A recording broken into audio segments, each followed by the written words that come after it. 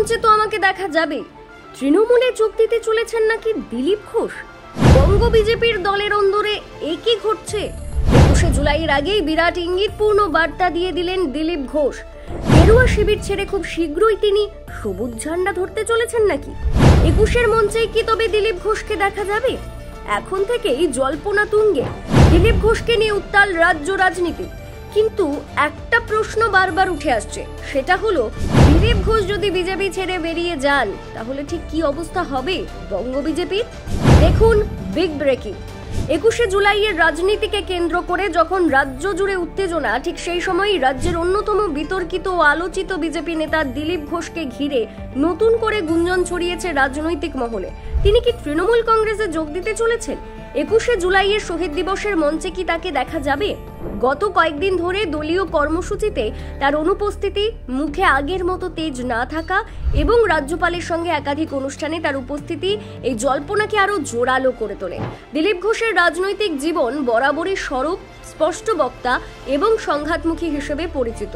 বিজেপির রাজ্য সভাপতি হিসেবে তিনি দীর্ঘদিন পশ্চিমবঙ্গে দলকে নেতৃত্ব দিয়েছেন।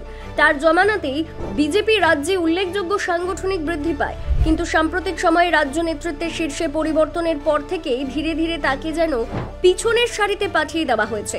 দলের গুরুত্বপূর্ণ সিদ্ধান্তে তার মতামত কম চাওয়া হচ্ছে।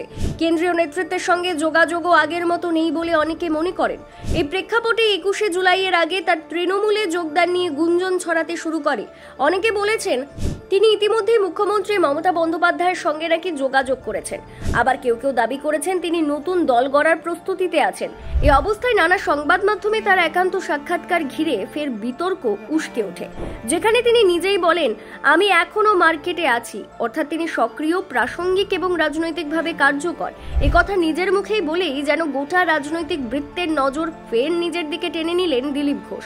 তবে গুঞ্জনের বিপরীতে দিলীপ ঘোষ নিজেই বিষয়টিকে খুব সরলভাবে ব্যাখ্যা করেছেন। তিনি বলেন, কে কোথায় কি বলছে আমি সেসব ভাবি না।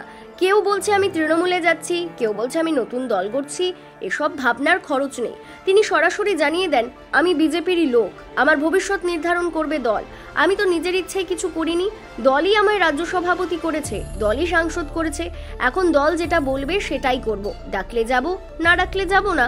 এই মন্তব্যে যেমন তার দলের প্রতি আনুগত্য ফুটে উঠেছে, তেমনি রয়েছে এক ধরনের কৌশলী ক্ষোভও। ডাকলে যাব, না ডাকলে যাব না, এই কথাই স্পষ্ট দলের তরফ থেকে তিনি নিজেকে উপেক্ষিত বলেই মনে করছেন। তবে তিনি সেই অভিমানকে প্রকাশ করছেন না সরাসরি, বরং রাজনৈতিক শিষ্টাচারের ভেতর থেকেই নিজের অবস্থান ব্যাখ্যা করছেন। সম্প্রতি রাজ্যপাল সিভি আনন্দ বোস ও মুখ্যমন্ত্রী মমতা বন্দ্যোপাধ্যায়ের সঙ্গে দিলীপ ঘোষকে এক মঞ্চে দেখা গিয়েছিল জগন্নাথ মন্দির সংক্রান্ত এক সরকারি অনুষ্ঠানে। Bureau report, news prime Times.